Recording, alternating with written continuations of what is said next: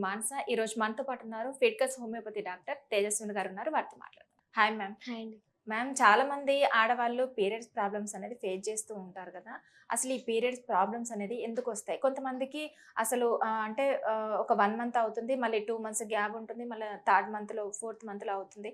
కొంతమందికి 1 ఇయర్ వరకు కూడా యాహ్! కొంతమంది పట్టించుకోరు. కొంతమందికి ఓవర్ బ్లీడింగ్ అవుతూ ఉంటుంది. అసలు ఈ ప్రాబ్లమ్స్ అనేవి ఎందుకొస్తాయి? కొంతమందికి ఓవర్ బ్లీడ్ అయ్యేసి ఇంకా స్టాప్ అయిపోతుంది ఒకానొక టైంలో. ఎందుకొస్తాయంటారు ఈ ప్రాబ్లమ్స్? యాహ్! అండి.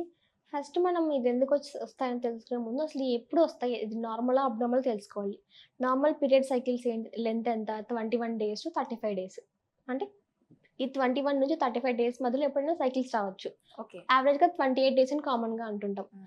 ఈ డేస్‌లో వాళ్ళకి పీరియడ్స్ రావడం వల్ల వాళ్ళకేం ప్రాబ్లమ్స్ ఏవి అనిపించవు. నార్మల్‌గానే every month reproductive system activate అయిపోవడం వల్ల వాళ్ళకి ఈ డేస్‌లో బ్లీడింగ్ అవుతూ ఉంటుంది.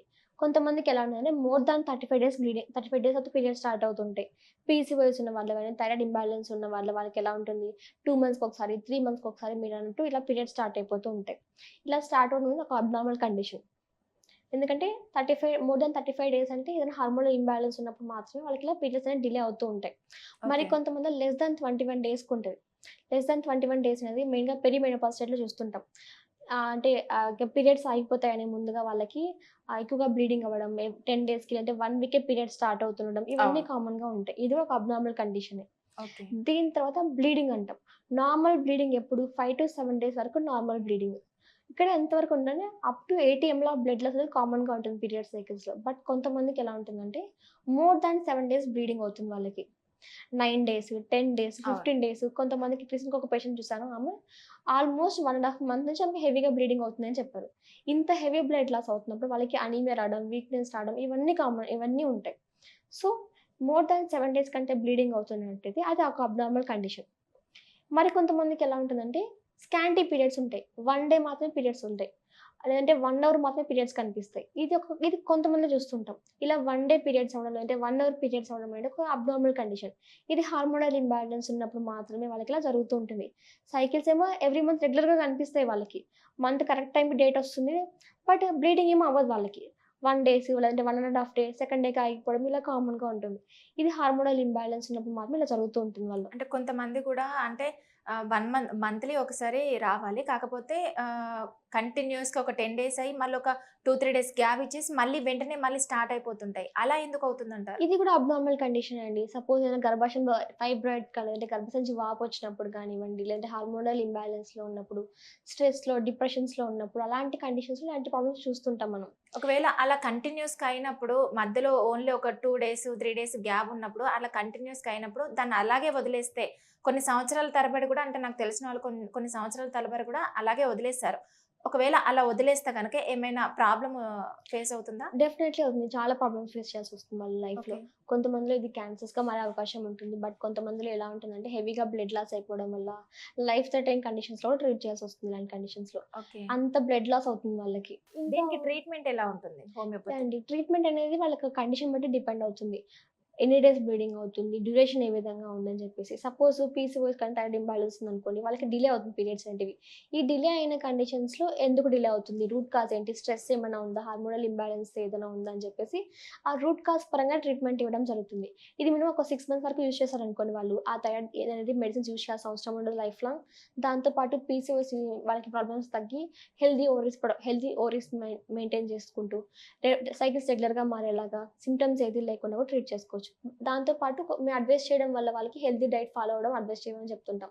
ఓకే. వాళ్ళకి ఏదైనా స్ట్రెస్ హ్యాబిట్స్ తగ్గించుకోమని. వీటన్నిటి వల్ల ఆ పీసీఓఎస్ కానీ, లేదంటే థైరాయిడ్ ఇంబాలెన్స్ కానీ వాళ్ళకి ఫ్యూచర్‌లో మళ్ళీ మళ్ళీ రాకుండా కూడా ప్రివెంట్ చేసుకుంటూ ఉండొచ్చు. ఓకే. ఇది ఒక కండిషన్స్‌లో.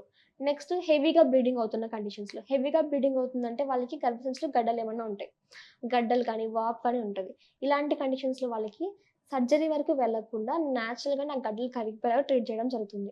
ఓకే. సపోజ్ స్మాల్ ఫైబ్రాయిడ్స్ ఉన్నాయనుకోండి. ఆ అంటే స్మాల్ దానికి కారణం కారణమే హార్మోనల్ ఇంబాలెన్స్ అండి. ఓకే. వీటన్నిటికి ఫీమేల్స్‌లో అన్ని సమస్యలకి కారణమే హార్మోనల్ ఇంబాలెన్స్. ఓకే. హార్మోన్స్ వల్లనే అన్ని ప్రాబ్లమ్స్ స్టార్ట్ అయిపోతూ ఉంటాయి.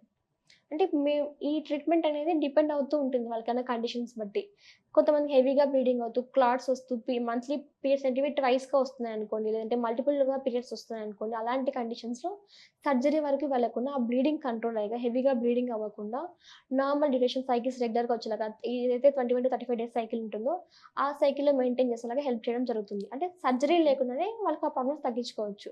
ఓకే. ఇంకా స్కాంటీ పీరియడ్స్ ఉంటాయి కదా! ఆ స్కాంటీ పీరియడ్స్ కానివ్వండి, వాళ్ళకి ప్రెగ్నెన్సీ డిలే అవ్వకుండా, లేదంటే ప్రెగ్నెన్సీ ఇష్యూస్ రాకుండా హెల్ రెగ్యులర్‌గా హెల్తీగా ట్రీట్మెంట్ తీసుకున్నారనుకోండి, వాళ్ళకి ఆ ప్రెగ్నెన్సీ జర్నీ అనేది స్మూత్‌గా అయ్యేలాగా ఐ మీన్ ఎలాంటి కాంప్లికేషన్స్ కానీ, ప్రాబ్లమ్స్ కానీ లేకుండా ట్రీట్ చేసుకోవచ్చు. కొంతమందికి అంటే ఇలాంటి ప్రాబ్లమ్స్ ఫేస్ చేసినప్పుడు ఇప్పుడు కంటిన్యూస్‌గా ఇలాంటి ప్రాబ్లమ్స్ ఫేస్ చేసినప్పుడు ఒకానొక టైంలో ఆగిపోతూ ఉంటాయి కదా! అలా ఎందుకు అవుతుందంటారు? అంటే ఆహ్, ఏమైనా ప్రాబ్లమ్ అవుతుందా ఒక్కసారిగా ఆగిపోతే?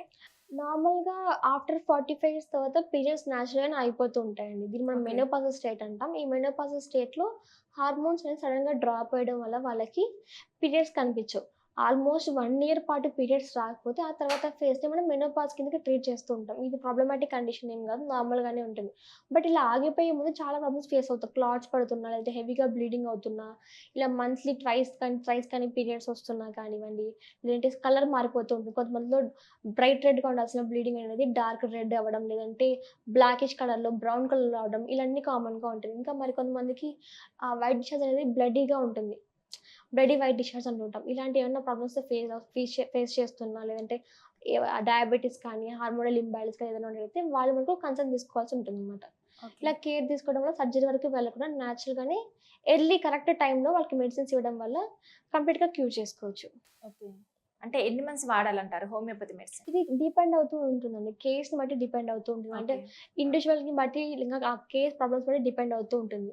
సపోజ్ ఈ పీసీఓఎస్ కానీ థైరాయిడ్ అనుకోండి 6 మంత్స్‌లో క్యూర్ అయిపోతాయి. ఫైబ్రాయిడ్స్ ఉంటాయి. ఫైబ్రాయిడ్స్ కూడా ఎర్లీ స్టేజ్ ఆఫ్ ఫైబ్రాయిడ్స్ ఉన్నాయనుకోండి. అంటే small less than 5 centimetre, 3 centimetres ఉన్నాయనుకోండి. వాళ్ళకి వితిన్ 6-9 మంత్స్‌లో కంప్లీట్‌గా క్యూర్ అయిపోతాయి. సర్జరీ అవసరం లేకుండా. బట్ కొన్ని కండిషన్స్‌లో లార్జ్ ఫైబ్రాయిడ్స్ ఉంటాయి. మోర్ థాన్ 10 సెంటీమీటర్స్ ఉన్న వాళ్ళు. కానీ కొంతమంది అంటే హాస్పిటల్‌కెళ్ళినప్పుడు కొంతమంది సర్జరీ కంపల్సరీగా చేసుకోవాల్సిందే అంటుంటారు కదా! అది డిపెండ్ అవుతూ ఉంటుంది. అది చెప్తున్నాను. స్మాల్ ఫైబర్స్ అయితే కరిగిపోతాయండి. ఓకే. లార్జ్ ఫైబర్స్ 10 సెంటీమీటర్స్ కంటే అబోవ్ ఫైబర్స్ ఉన్నాయనుకోండి. అలాంటి కండిషన్‌లో సర్జరీ అవసరం లేకుండా సింప్టమ్స్ తగ్గేలాగా స్టేబుల్‌గా మెయింటైన్ చేసుకోవచ్చు. అంటే కొత్తవి ఓకే. ఫైబర్స్ రాకుండా ఉన్న ఫైబర్స్ ఇంకా ఫర్దర్‌గా సైజ్ గ్రో అవ్వకుండా చేసుకోవచ్చు. ఓకే. సో, వాళ్ళకి సర్జరీ అనేది మ్యాండేటరీ ఉండదప్పుడు. ఓకే. సర్జరీ లేకుండానే ఆ సింప్టమ్స్ స్టేబుల్ చేశామనుకోండి, ఆ మెనోపాజ్ వరకు వాళ్ళు కంటిన్యూ చేసినట్టయితే అది తగ్గిపోతాయి తర్వాత. ఓకే. మెల్లిమెల్లిగా మెడిసిన్ హ్మ్. వాడుతూ ఉంటుంటే తగ్గిపోతాయి. మారిపోతూనే తగ్గిపోతూ ఉంటాయి. ఓకే. స్టేబుల్‌గా మెయింటైన్ చేయడమే మెయిన్ కండిషన్ అలాంటి కండిషన్స్‌లో. ఓకే. సర్జరీ వరకు వెళ్ళకుండా ట్రీట్ చేయడమే మెయిన్ ఆప్షన్ అక్కడ. ఓకే. అంటే వాళ్ళ కండిషన్ బట్టి డిపెండ్ అవుతుంది. కొంతమందిలో 6 మంత్స్, 9 మంత్స్, కొంతమందిలో 1 ఇయర్ పాటు యూజ్ చేయాల్సొస్తుంది. Okay. But life long dependency ఏది ఉండదు. సైడ్ ఎఫెక్ట్స్ కూడా ఏమి ఉండవు వాళ్ళకి. Fiticus Homeopathy